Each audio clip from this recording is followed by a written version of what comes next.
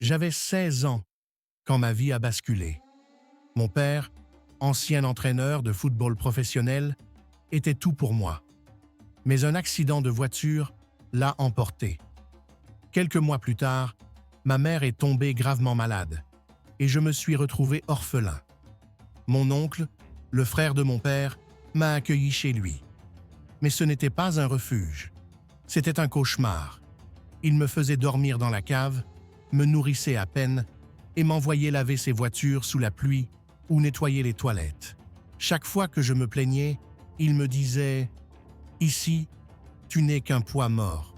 Tu devrais me remercier de t'héberger. » 2 ans plus tard, il a vidé mon compte, vendu tout ce qui m'appartenait.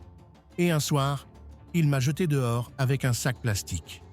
Sous la pluie, j'ai compris que je n'avais plus personne.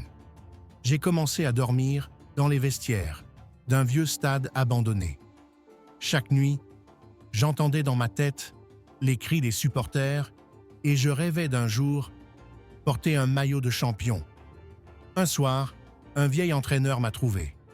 Au lieu de m'expulser, il m'a offert un sandwich et un balai. « Si tu veux rester ici, il faut travailler. » J'étais le plus heureux du monde. Cet homme m'a appris la discipline, l'humilité et la persévérance. Avec lui, j'ai retrouvé l'envie de vivre. Des années plus tard, il est tombé malade. Avant de mourir, il m'a confié une enveloppe. Quand tu seras prêt à prendre ta revanche sur la vie, ouvre-la. À l'intérieur, j'ai découvert qu'il m'avait légué son club de foot. Cette nuit-là, j'ai pleuré jusqu'au matin.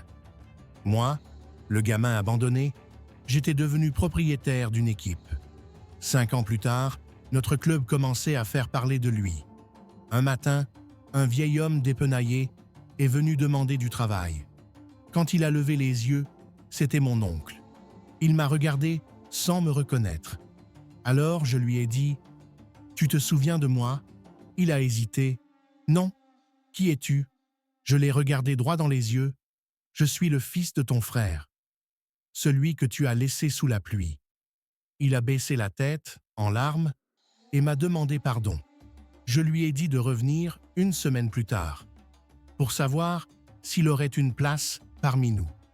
Morale, la douleur forge les champions. Le temps finit toujours par révéler la vérité.